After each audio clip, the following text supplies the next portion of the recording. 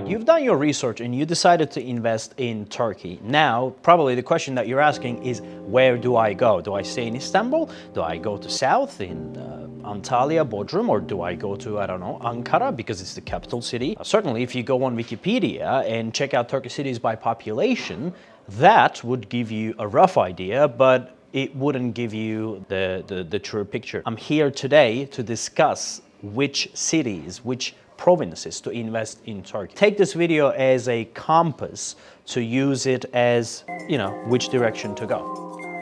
All right, let's talk about some of the investment basics. You basically want to buy low and sell high. And what do you need for that? Well, you definitely need more demand at the time when you're selling your property than the time that you actually bought the property. And that's basically, basic economics, demand and supply. And what are some of the factors that would affect the demand towards that specific area? Well, there are certainly so many indicators, which I wouldn't have time here to discuss it all. It would take millions of minutes, but with this WhatsApp number, you can send us a direct message and ask your questions to our consultants who would be happy to address those questions. But in a nutshell, I'd say population increase is a decent indicator, but not just every population increase. If this population increase is happening by birth, in other words, locals are reproducing, I wouldn't take that as a solid indicator as to this area is good for investment. But if the population increase in one specific area is happening due to migration, in other words, the migration has a big part to play, then we're talking. And within that scenario, the questions you should be asking: who are these people? Who is migrating to this particular city? Where are these people coming from? Why are these people coming from? Are they coming there to work? Are they coming there to retire? Are they coming there simply to live? What sort of an education level that these people have? What sort of a age group that these people belong to? All of these are indicators that would give us a good idea as to how desirable that one particular area is, and based on which reasons that it is attracting the migration, attracting the people. Certainly, this is a great indicator as to demand. And on the other hand, we have the supply side of things. If in one particular area the land is scarce, the zoned land is hard to find, if a reproduction of an asset day by day is becoming more expensive, it is becoming harder to produce, then that area is a low supply area. And whenever you have low supply and high demand coupled with one another, that area definitely becomes a good investment location. But if an area has an abundance of zoned lands and there are so many developers out there with the money in their pockets who are building as many as they can, then you're looking into a competitive real estate market. And a competitive real estate market is when within that particular area, if this developer X is producing X number of units, whereas developer Y is producing X number of units, these two people are naturally in competition with one another, and the price naturally, due to competition, would tend to go down. And you might ask, Aladdin, how is the prices going down if the land price is the same, if the construction material cost is the same, if the labor cost is the same, if the marketing cost is pretty much the same? Well, that is time. Whichever developer values time more than the other one is willing to give out more discounts and try to sell their units as much as possible. Well, in reality, the prices never go down. It is just that your capital appreciation is either faster or slower. I mean, think about it, a scenario like this. If I'm making 30% capital appreciation in hard currency terms in 1 year, that's great. But if I'm making the same amount of money in 10 years, that is incomparable. That means that I'm losing money. I'm losing time, therefore I'm losing money. Although on paper I'm making money, but I'm sacrificing my 10 years. I'm keeping my money there for 10 years to be able to make that 30%. So that's basically what one should have as a mindset coming into a real estate market. As I said, there are so many other indicators as to whether or not within that particular area the price of the properties will go up, or how faster will they go up, or is it gonna come down momentarily, what's gonna happen. And that being said, let's talk about our first location to invest in Turkey, I would definitely say Istanbul is the number one place to invest in Turkey. Why? Well, it's basically simple. It's the heart of a country of 85 million people. This is where 30% of Turkey's economy takes place. It has a population that is approaching 20 million. It's a city that's been continuously inhabited for the past 4,000 years. It's a city that was a capital of 4 empires, the Roman Empire, the Byzantine Empire, the Latin Empire, and also the Ottoman Empire. And it's a city that's been receiving more tourists than its original population, than its original inhabitants. I mean, certainly all of these factors are making Istanbul a very, very desirable place, and very desirable place to invest, to be honest with you. But within Istanbul, again, where to invest, right? I mean, Turkey, yes, it's a big ocean, but Istanbul is a huge city. Where do you go in Istanbul? What are some of these things that you need to take into consideration where you're investing in Istanbul? Well, simply I'd say that stick to central Istanbul, because the centers of any city around the world tend to appreciate faster than the outskirts. I would say stick to urban regeneration in Istanbul. And urban regeneration is a subject that we've covered in many of our videos. With one of these links, when you click, you can actually see those videos. Now, urban regeneration is an area where the municipality and the government is incentivizing private developers to come in, knock down old buildings, and reproduce these assets. And urban regeneration areas are generally stays either within the central Istanbul or around the central Istanbul. In such an area, in such a setting where you have so many old buildings around, and where the location is desirable enough and where the location is central enough, then it is not easy to negotiate with the stakeholders of that one particular area to agree to that new development that's going to happen there. So that makes the process a little harder, and that makes the assets within the urban regeneration areas hard to reproduce. Plus, it's a pretty central location.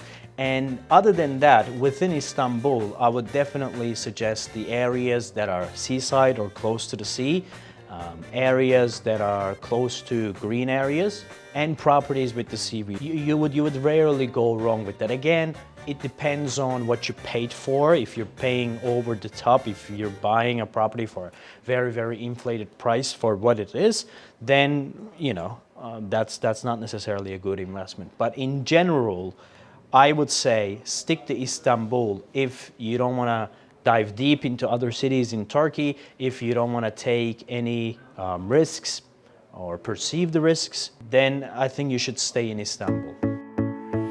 Now, number 2 that we're talking is Bodrum. Bodrum is, how do I describe Bodrum? It's a peninsula located in the southwestern part of Turkey. It is a beautiful place. It's a magnificent place with the beaches, with the architecture, with the history. I mean, Bodrum, you know what Bodrum is? Bodrum is not necessarily a choice. Bodrum is, if you can afford it, you go and live in Bodrum, basically. It is, I mean, anybody who's somebody in Istanbul would go and buy their second homes in Bodrum. It's a highly desirable place because of the amenities, because of the sheer beautiful nature of the place, because of its connectivity thanks to the airport. There are so many factors why Bodrum is as desirable as it is. I mean, it is preferred not only by Turks, but it is preferred by foreigners from all around the world, boaties, people who are into yachts, people who are into yoga, meditation, health conscious people. I mean, Jeff Bezos was there. In my opinion, it's the crown jewel of the Turkish Riviera. But there are so many other places that you would argue that are as pretty as Bodrum. Well, I would argue with you there isn't, but yes, horses for courses, right? What makes Bodrum a solid investment location? Well, definitely supply and demand.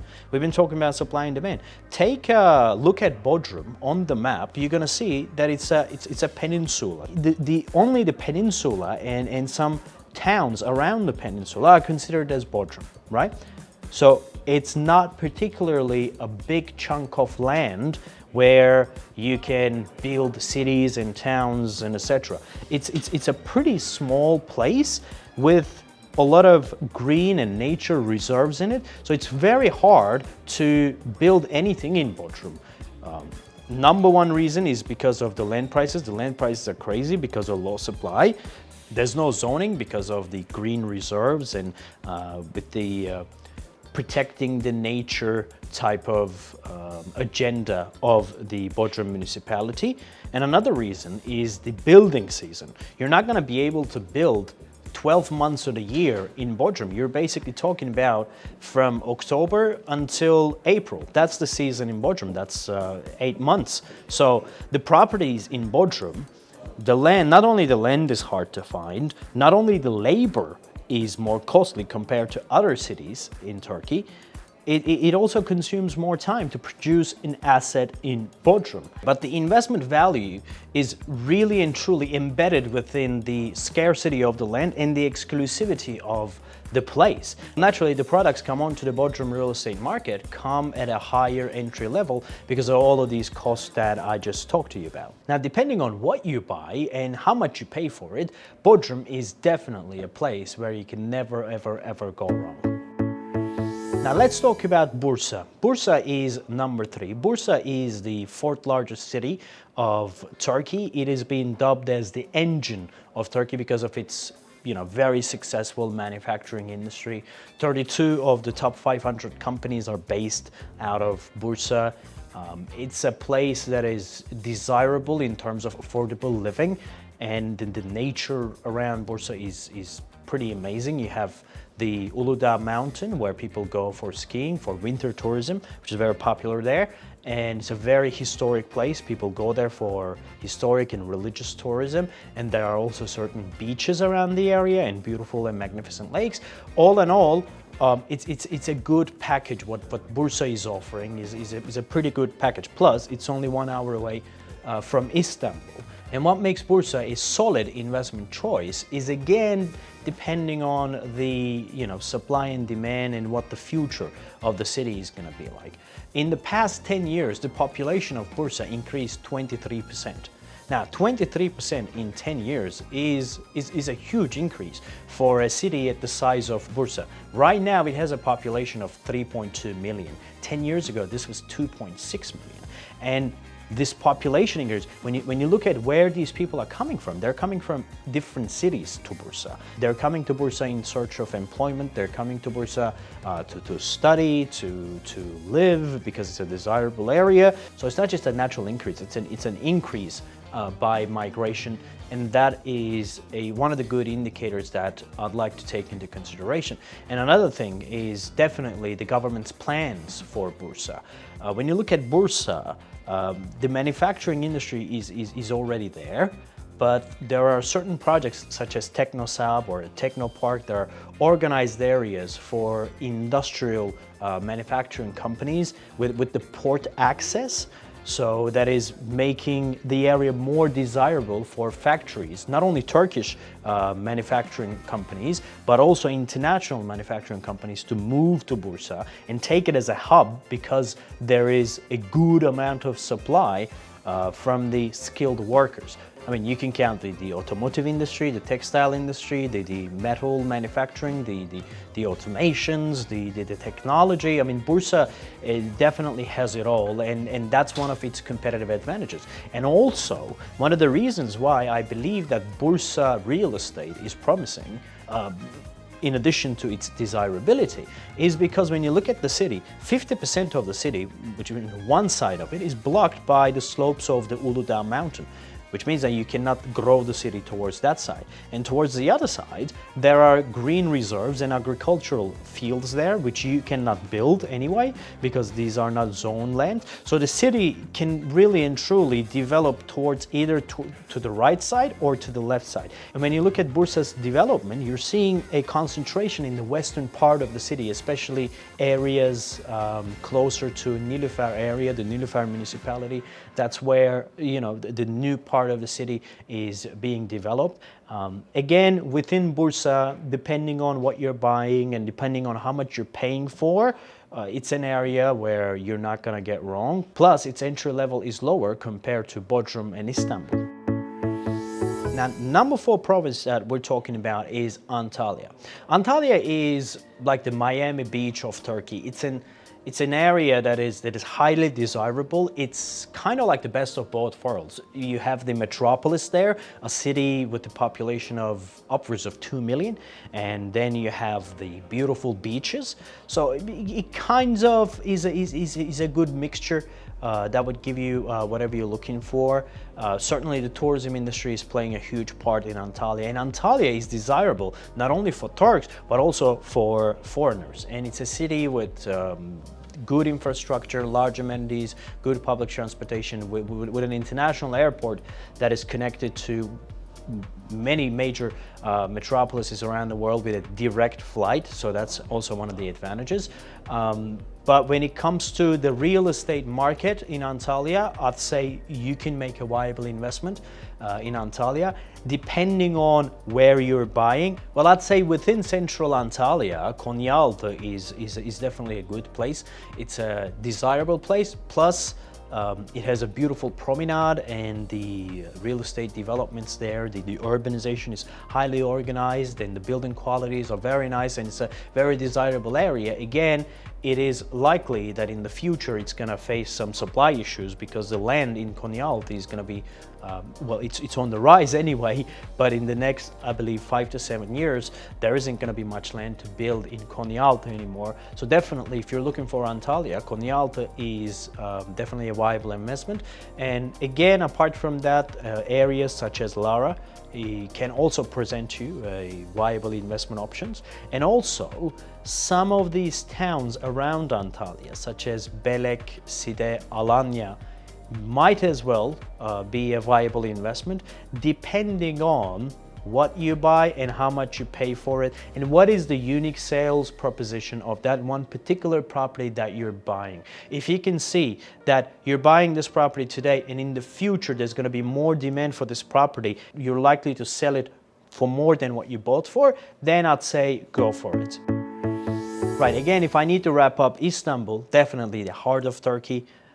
Bodrum is the Saint-Tropez of Turkey. It's definitely an amazing place. Anybody who's somebody in Turkey would go and buy their second homes in Bodrum.